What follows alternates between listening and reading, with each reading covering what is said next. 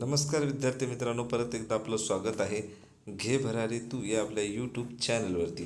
तर विद्यार्थी मित्रांनो, आज आपण पाहणार आहोत कामगार आयुक्तालयाच्या अंतर्गत पदभरतीची जाहिरात आलेली आहे. तर विद्यार्थी मित्रांनो, ही जाहिरात खूप दिवसापूर्वी म्हणजे बरेच दिवस झाले येऊन जाहिरात. तर ही जाहिरात कशाची आहे तर गट क सेवाची आहे. सरळ सेवेच्या अंतर्गत ही पदं भरली जाणार आहेत. क्लास 3ची पदं आहेत. तर मित्रांनो, यामध्ये जे महाराष्ट्रातील कामगार आहेत, माथाडी कामगार असतील, हमाल असतील, श्रमजीवी कामगार असतील, यांची ही पदभरतीची जाहिरात आहे. तर यामध्ये बघा पदे किती आहेत पाहू शकता. या ठिकाणी 3 पदाची जाहिरात आलेली आहे. निरीक्षक, लेखापाल आणि लघु टंकलेखक. तर आता या ठिकाणी पाहू शकता यांना पेमेंट पण चांगले आहे. S13 आहे आणि S8 आहे. आता या ठिकाणी बघा 62 पदं आहेत. निरीक्षकचे, लेखापालचे 12 आहेत आणि लघु टंकलेखकचे 4 पदं आहेत. तर विद्यार्थी मित्रांनो, यांची अर्ज करण्याचा कालावधी बघा. या ठिकाणी अर्ज करण्याचा कालावधी 13/5/2026 पासून सुरू झालेला आहे ते 11/6/2026 पर्यंत आहे. तर तुम्ही ऑनलाईन फॉर्म भरून घेऊ शकता, जे कोणी राहिलं असेल ते. सिलॅबस आता आपल्याला पाहायचं आहे. तर आता या ठिकाणी सिलॅबसमध्ये परीक्षेची योजना प्रश्न संख्या कशी केलेली आहे, 1 केलेली आहे. आता प्रश्नपत्रिकेची संख्या 1 म्हणजे याचा अर्थ एकच पेपर असणार आहे. तर यामध्ये प्रश्न टोटल 100 आहेत. एकूण गुण 200 आहेत. म्हणजेच एका प्रश्नाला 2 गुण देण्यात आलेले आहेत. दर्जा पदवीचा आहे आणि माध्यम कसं आहे, मराठी व इंग्रजी या दोन्ही याच्यामध्ये तुम्ही देऊ शकता पेपर. ते परीक्षेचा कालावधी 2 तासाचा आहे आणि प्रश्नपत्रिकेचे स्वरूप कसं आहे, वस्तुनिष्ठ बहुपर्यायी म्हणजे अर्थात MCQ टाईप आहे. विद्यार्थी मित्रांनो, आता अभ्यासक्रमामध्ये काय सांगण्यात आलेलं आहे बघा.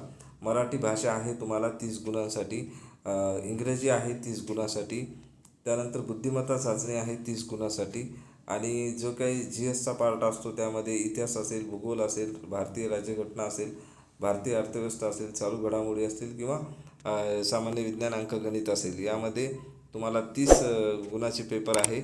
आणि त्यानंतर अधिनियम देण्यात आलेला आहे. बांधकामगाराचा कायदे असतील, महाराष्ट्र खाजगी सुरक्षा रक्षक नोकरीचा जो अधिनियम आहे 1981चा आणि माथाडी कामगार, हमाल व इतर श्रमजीवी कामगाराचा जो अधिनियम आहे 1969चा, त्यानुसार हे कायदे येणार आहेत. 80 गुणाचे हे आहेत.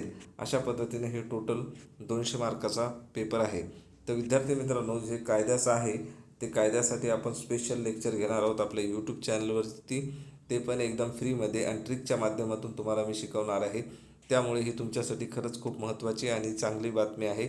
मला पण एक तुम्हाला भरपूर दिवसापासून काहीतरी द्यायचं होतं.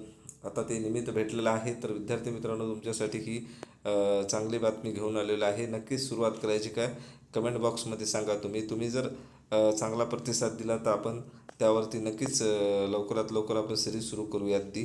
कारण अजून फॉर्म भरायला सुरुवात झालेली आहे आणि फॉर्म भरल्याच्यानंतर जवळपास 1-2 महिन्यामध्ये एक्झाम किंवा जास्तीत जास्त 3 महिन्यामध्ये एक्झाम होऊ शकते. त्यामुळे आपण याला कंप्लीट करायचा आहे हा कायदा. या कायद्यावरच तुमचा ठरणार आहे टर्निंग पॉईंट, जो काही इथे लागण्याचा असेल, नोकरी लागण्याचा असेल. कारण हे नॉर्मली सरळ सेवेच्या मुलांना सर्वांना जमतं हे विषय. आता यामध्ये कसं असतं, कायद्याच्या संदर्भात हा थोडा टेक्निकल पार्ट असल्यामुळे थोडं मुलांना अवघड जातं किंवा त्या संदर्भात जे काही कायदे असतात ते आठवण करायचे किंवा ध्यानात राहण्याचे कमी शक्यता असते. त्यामुळे आता आपण त्या संदर्भात नवीन सिरीज सुरू करत आहोत कायद्याची, या संदर्भातच. तर यामध्ये आपण ट्रिकच्या माध्यमातून एकदम सोप्या पद्धतीने आपण शिकणार आहोत, तेही अगदी मोफतपणे. त्यामुळे जे कोणी असेल आपल्या चॅनलवरती नवीन तर त्यांनी सबस्क्राईब करून ठेवा आणि आपल्या मित्रांना नक्कीच शेअर करा. कारण या संदर्भात आपण सर्व काही डिटेल्सपणे घेणार आहोत. तर आता आपल्याला पुढे पाहायचं आहे परीक्षेचे. हे पाहायला परीक्षेचा टप्पा तर एकच असणार आहे, परीक्षा एकच होणार आहे. तर आता आपल्याला हे पाहायचं आहे फी वगैरे. तर फी सेम असणार आहे विद्यार्थी मित्रांनो. फीच्या संदर्भात काही नाही, परीक्षा शुल्क पण सेम आहे.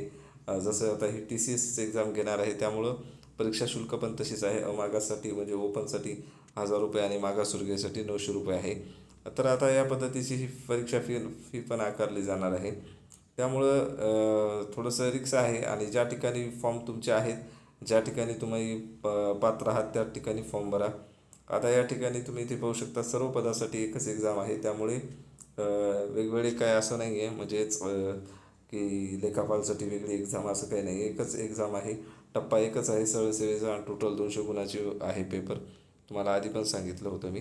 तर अशा पद्धतीचे हे आहे विद्यार्थी मित्रांनो. आणि आता तुम्हाला डॉक्युमेंट कोणते लागतील हे तर तुम्हाला माहिती आहे, तरी पण एकदा सांगतो तुम्हाला मी.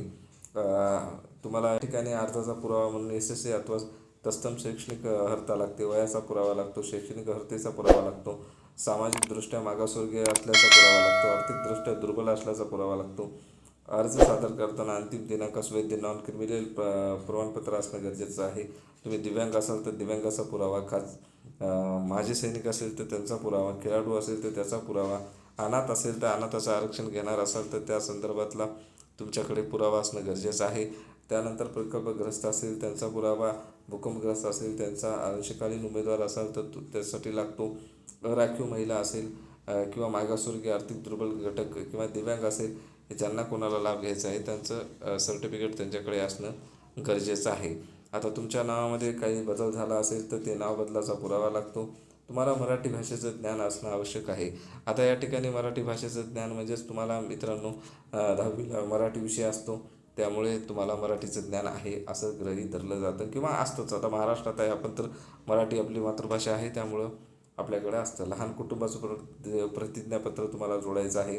आणि तुमचं लघु लेखनसाठी 80 शब्द प्रति मिनिट किंवा म्हणजे किंवा म्हणण्यापेक्षा ते सर्व लागतं. 30 शब्द प्रति मिनिट आणि 40 शब्द प्रति मिनिटची तुमच्याकडे अर्थशास्त्रकीय वाणिज्य परीक्षा प्रमाणपत्र असणं, उत्तीर्ण झालेलं असणं गरजेचं आहे. त्यासोबत अनुभव सर्टिफिकेट लागतं, काही सहवर्गासाठी आहे ठेवलेलं आहे त्यांनी, त्यासाठी तुमच्याकडे असणं गरजेचं आहे. त्यानंतर त्यांनी काय म्हणलेलं आहे, मंडळाचे नोंदणीत माथाडी कामगार, नोंदणीत सुरक्षारक्षक असलेले प्रमाणपत्र असणं गरजेचं आहे तुमच्याकडं. तर विद्यार्थी मित्रांनो, अजून या ठिकाणी बघा काय सांगितलं आहे. खेळाडू असेल, दिव्यांग असेल, माजी सैनिक असेल, अनाथ असेल, तसेच प्रकल्पग्रस्त, भूकंपग्रस्त व पदवीधर अंशकालीन कर्मचाऱ्याच्या आरक्षणाच्या दाव्याने अनुषंगाने प्रमाणपत्र कागदपत्र अपलोड केल्याशिवाय अर्ज सादर करता येणार नाही.